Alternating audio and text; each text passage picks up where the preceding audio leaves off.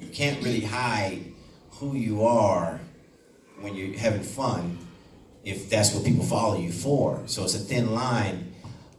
You just got to be conscious because we live in a time now that whatever you do now can be brought out 10 years from now and put against you.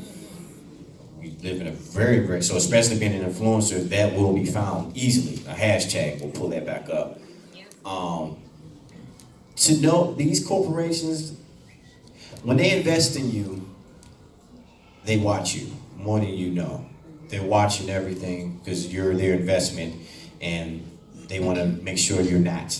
I've had a couple times, I've gotten notes back from a corporation on something that wasn't even really a part of the brand. I said, oh yeah, so we want to go over these street videos that you got up. Because I was doing some stuff with alcohol brand, and in another past video they saw, something that wasn't aligned, like maybe looked like it was a person consuming too much alcohol. I was like, well, that was a repost. Like they will look at all this stuff and question it. Hey, so we know that this wasn't necessarily you, but we just want to be a little bit more. They put it very nicely. Want to be a little bit more conscious about the things that we're putting out. They put it real cute. Depending on how big the check is, depending on how much you take. But they are watching all of everything. So don't think just because, sometimes they watch my stories. They be in my stories. Oh, that was nice. Especially if you tag them, they repost the story. So they're watching everything. Just know when people put money into you, they are watching you. And I also think it's important to note that before they even give you the money, they're watching you. So they've been watching you for months. Like people don't just decide one day, like, I'm gonna give that person $3,000. Like they're literally gonna watch you for months, see how you operate, see how you move, to see if your personal brand aligns with their brand. So just know, do what you need to do because you might not even get a brand, right? Depending on what you're putting out. And also it's for TV too, because I'm in the process right now working with ABC on something, and they are watching everything to the point where I've just slowed down on posting. So when I know they're watching that intently, like I post like now it's because I'm a little vulgar, I'll admit it. I'm not the typical mom, but my kids know that. They know that about me, and they love that about me. But I have to be true to me. But it is ABC, so I did have to scale it back just a little bit. So I would say if you're, traditionally a little vulgar, but you get somebody like an ABC that's coming after you, just scale it back. But don't completely change who you are. Yeah. But get that ABC check. I will say this, Tori and I, we actually have a talk show together called Talking Ish, and it's on, who cares about the network because they're not paying us or whatever. We have a talk show together, and we're both like bright personalities. You go into a room, people laugh, we're like, why are they laughing? Are we that crazy? But it's like they just love our personality. But one thing I had to realize was that everything you think about that is funny doesn't necessarily have to be said or done out loud. Because like he said, your whatever you do now can follow you 10 years from now. And you look up and be like, I was only doing that because it was funny. They don't know the situation, but people don't care about the situation. You don't have time to explain, well, I did this because of that. So, and just to, speak on them saying I twerk, I used to be a professional background dancer. So yes, when music come on, I'm like, oh my God, Migos! And I just get turned up. And I had to realize, like, wait, I do have a bunch of young female followers who look up to me. Let me show them the difference between twerking with your tongue hanging out and shaking, compared to the African twerk. Exactly, an African twerk. The Wakanda twerk. It's called African dance. So there is a difference, because just know that whatever you do, it follows you. You can't clean it up, but you can fix it by making up for what you do right now, and so forth. And also, I just want to piggyback on everything, like, put yourself in a situation where somebody can't tell you what you can post and what you can't post. Of course, we want checks from these companies, and we always will, but at the same time, if you create a platform like all of you have, and you're generating your own money, no one can tell you what to put up and what you want to do with your personal life. And I feel like we need to step into that more also. Like, we have a lot of power up here, and we need to start creating content and owning our own content. So Nobody can just come and say, oh, we're going to take the money away if you don't do this or if you're doing that. It's like, nah, fuck that. I'm going to put out whatever I want because this is true to me.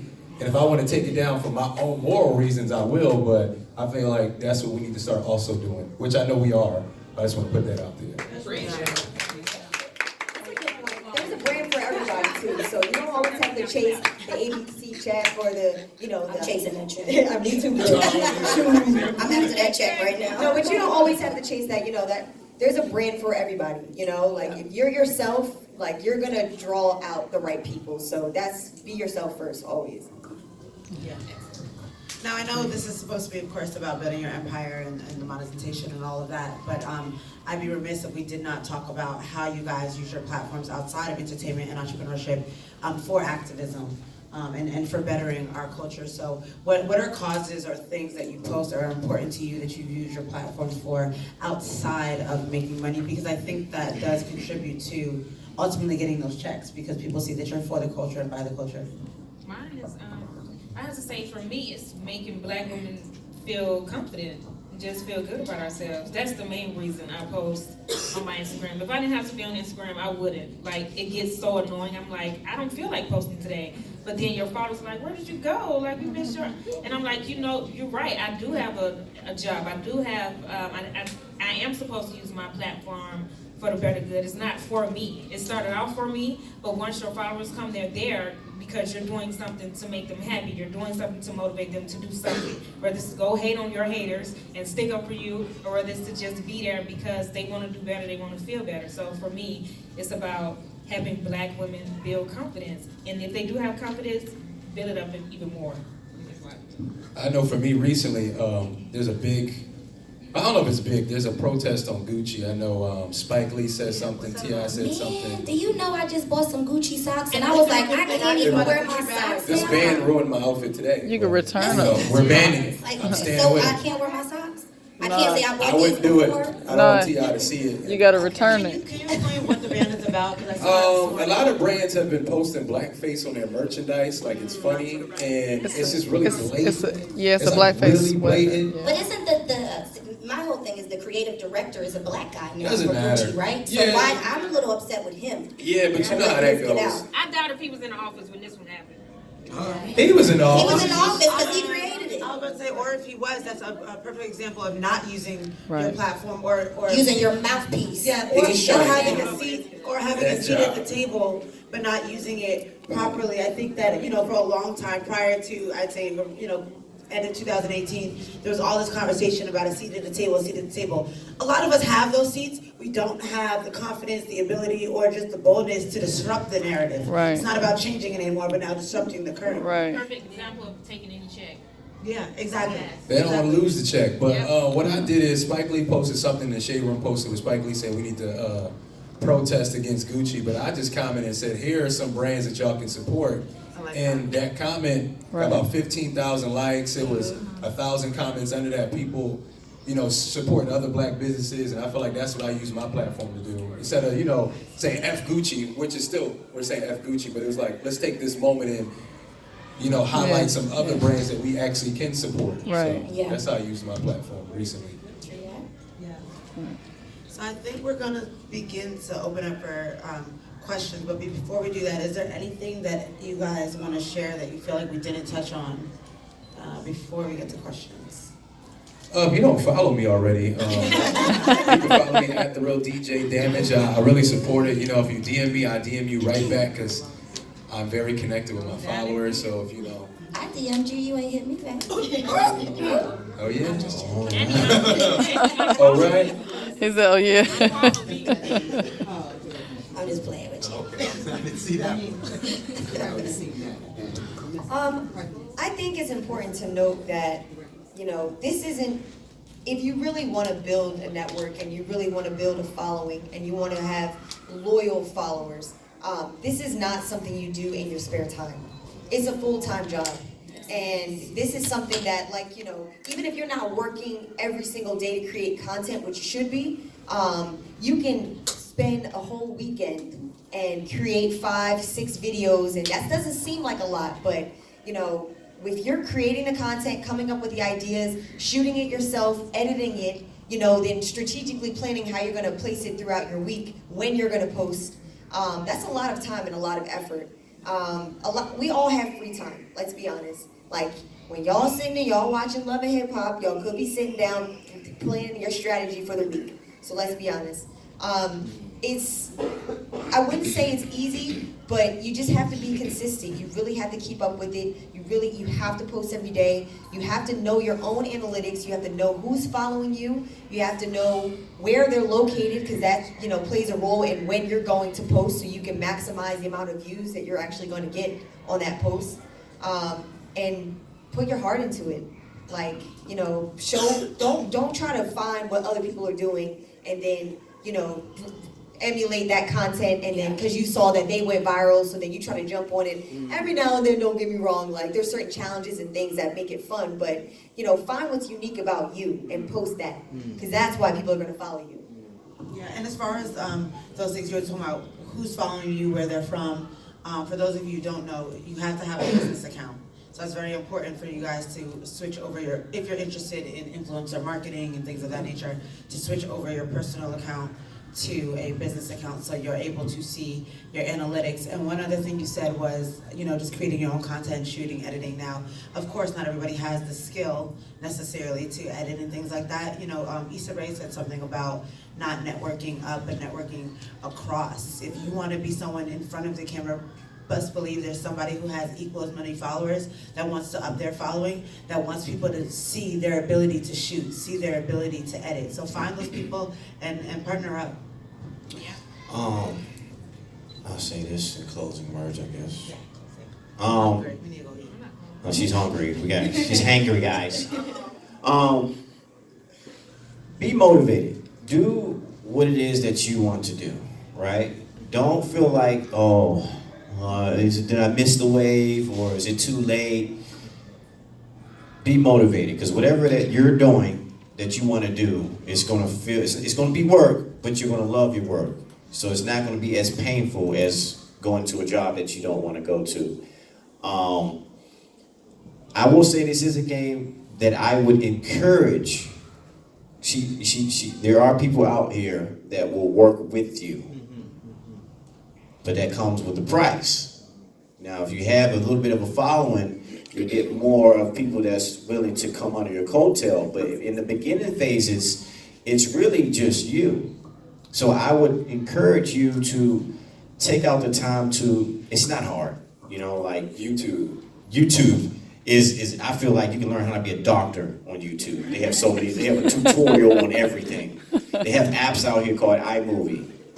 A lot of the big influencers that with all these fancy videos, and myself as well with the videos, we start off on the easy app on your phone, editing. It's a simple tool. You just got to take out the time to learn it, because what's going to happen is, to be consistent, you have to rely on mostly yourself, because nobody's going to want to. No, and let me just say this too, sorry, John. I started buying with my kids. Like, I find every day with my children. So if you're with whoever you're with all the time, just throw them in the video. Like, and I mean, I can't tell you how fast I grew on Vine. Like, just putting my children in the video. I mean, if they said something funny in the bathroom, I just would, that's a Vine. I just thought about it, and I didn't even realize what I was doing at the time, but that's how I did grow the huge following. I did that, transferred over to YouTube and then over to Instagram. Yeah. So, like you said, if people don't want to come under your wing, whoever is already with you, just put them to work. Make them do it. And I say you have to be your own machine, because to be consistent on the level of consistency that you need, you have to push it out. So what if that one day you want to get something out and your editor's like, man, you ain't paying me, I don't really feel like it today, or I'm sick. You need to be able to rely on yourself if that person isn't able to get that for you. So just try your best but don't even worry about it, because we live in a time where we have no excuse, right? If we're a creator and we say we want to do something, then we do it. Like back in the day, Spike Lee, Robert Townsend, John Singleton, all these great folks. Robert himself maxed out credit cards to film, to do a Hollywood shuffle, to shoot a film. Now people don't even want or need the quality. If you shoot something too fancy, they be like, "Oh, you shooting on fancy cameras now?" Like they'll receive the phone. Now, and these guys, their form of getting their content out was going to colleges and theaters to come on and come see it, screen our stuff. Now we have means of access to the world. Like people seeing our stuff in Africa and in different countries and all over the world. I would never go up to Spike Lee now and ask him to give me a chance. Because we live in a time that we can make our own chance. If you're not out here killing it, it's because you just said to yourself, I don't feel like it today. That's Okay, I will say this because that's not the closing. I'm gonna say this. Dang it, see, you just be. We share the same mind, baby. Come on. No, but your eyes be glowing and the glossing. Again, stop. Hey, it was the light. What was I about to say? Oh, this is what I was about to say. You have to be careful who you follow on Instagram. About a month ago, I posted, who do you follow?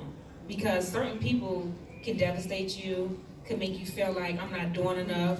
Because at the end of the day, you don't know how many pictures they had to take to get to the right picture. How many selfies, who car they standing next to, who money they holding up. How many filters they How many filters. I don't post nothing without a filter, y'all. Right, so you be like, you're so stupid. I don't. So you sit out there like, dang, what am I doing wrong? And not only that, like, just be careful and mindful who you follow because those people's energy, it can transfer to you. Yeah. Like, I had to unfollow so many people because I'm like, you are toxic. Why are you posting your problems every day? Or why are you sitting up here talking about this? Me personally, I like to follow people who I truly believe are people of God. No matter how funny you are, how many times you go out to the club, there has to be some God in you. Because living in Los Angeles, you get lost. And I found myself lost once. And Tori and Milan was there for it. I was like, yo, I gotta take a break because not only am I lost by being in Los Angeles, people on Instagram are making me feel like I'm not doing anything with my life, and I was doing a lot. And you know, and find somebody you can like really talk to who has the same beliefs as you, who are motivating you, who are motivated by you. I don't care if you sell hot pockets on the streets, but they be like, girl, you can do it. What we gotta do, you know? And I use my iPhone to record everything. I have a camera, but I'm like, my people can't relate to that because everybody ain't got no camera at home. I need to do something on my Instagram where they feel like I can get up and do that. I can post that and do the same thing. So yeah, just be mindful of who you follow. So follow me because I'm good, you know. Okay, I think we can open up for questions.